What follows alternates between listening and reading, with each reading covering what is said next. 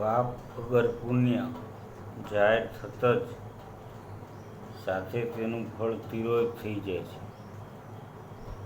તમે જે પુણ્ય કર્મ કરો, દાન કરો, સખાવત કરો અને પછી તેની જાહેરાત થાય, ફોટો લાગે, વખાણ થાય, છાપામાં પ્રસિદ્ધિ આવે, પછી તમારા નામની તકરી લાગે, તમારું પુણ્ય પ્રસિદ્ધિ જાહેર થાય, તેનું ફળ ખતમ થઈ જાય અને પુણ્યનું ફળ તમારા વખાણ, જશ, ગાથા વગેરે રૂપ તત્કાળ મળી જાય અને તે કર્મ ફરી વળી પાછું સંચિતમાં જમા થઈ પારબ બની બીજી વખત ફળ આપવા ઊભું હોય, સુખ આપવા ઊભું રહે નહીં. મહાભારતમાં એક દત્તાત્રેય રાજાની વાર્તા હોય છે. તે રાજાઓ અસંખ્ય યજ્ઞ, દાન, તપ વગેરે પુણ્ય કર્મો કર્યા, જેના પ્રભાવે ઇન્દ્રની ગાદી બેસવાનો અધિકાર થયો. તેથી રાજાએ સ્વર્ગમાં ઇન્દ્ર દરબારમાં ગયો. ઇન્દ્ર ઊભા થયા અને તેને સિંહાસન ઉપર હેઠા ઉતાર્યા. યત્યાદિ રાજાએ ઇન્દ્રની ગાદી ઉપર બેસાડ્યો. ઇન્દ્રએ પોતે સિંહાસન નીચે ઊભો રહી બે હાથ જોડી રાજાની યશ ગાથા ભર સભામાં કરવા લાગ્યો. ઇન્દ્રએ કહી, રાજન, તમે અનેક હીરા, માણેક, મોતી દાન કર્યા છે.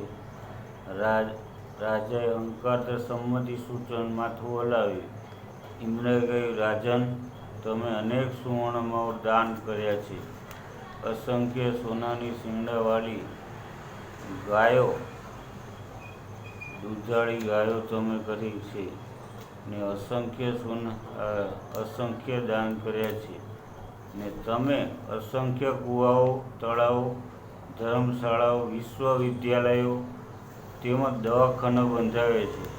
તમે અસંખ્ય ધર્મક્ષેત્રો અને અન્નક્ષેત્રો ખોલાવ્યા છે. તમે તમામ ગરીબોને અન્નવસ્ત્રો ભરપેટ આપ્યા છે. તેથી તમારા રાજ્યમાં હવે કોઈ ગરીબ નિરક્ષર નથી. અનેક યજ્ઞ કરાવ્યા, ગૌ, બ્રાહ્મણ, ઋષિ, મુનિ, સંતોને ખૂબ સંતુષ્ટ કર્યા, વગેરે વગેરે. આવી જ રીતે રાજાએ કરેલા એક પુણ્યનું ઇન્દ્ર પર ઊભો રહી વિગતવાર ગણાવતો ગયો. રાજાએ ઇન્દ્રની ગાદી ઉપર બેઠો બેઠો અહંકારતઃ સંમતિ સૂચન માથું હલાવતો ગયો. આવી જ રીતે રાજાએ તમામ પુણ્ય પૂરેપૂરું વર્ણન થયું અને રાજાએ માથું હલાવતો તેને તમામ પુણ્ય કર્મોની જાહેરાત કબૂલાત કરી. તરત ઇન્દ્ર રાજાને કહ્યું, આપ મહારાજા, હવે ઇન્દ્રની ગાદી ઉપરથી હેઠે ઉતરી જાઓ, કારણ કે હવે તમે તમારા પુણ્ય કર્મ જાહેર થઈ ગયા છે. હવે તમે તમામ પુણ્ય કર્મો ફળ ખતમ થઈ ગયા છે, માટે હવે ઇન્દ્રની ગાદી ઉપર બેસવાનો અધિકાર મટી ગયો છે. તમારા પુણ્ય કર્મોની ફળ સ્વરૂપે ઇન્દ્ર ભર સભામાં તમારી વાહ બોલાઈ ગઈ. હવે ખૂબ ખૂબ વખાણ થઈ ગયા, ગુણગાન ગવાઈ ગયા, પુણ્ય ફળ મળી ગયું.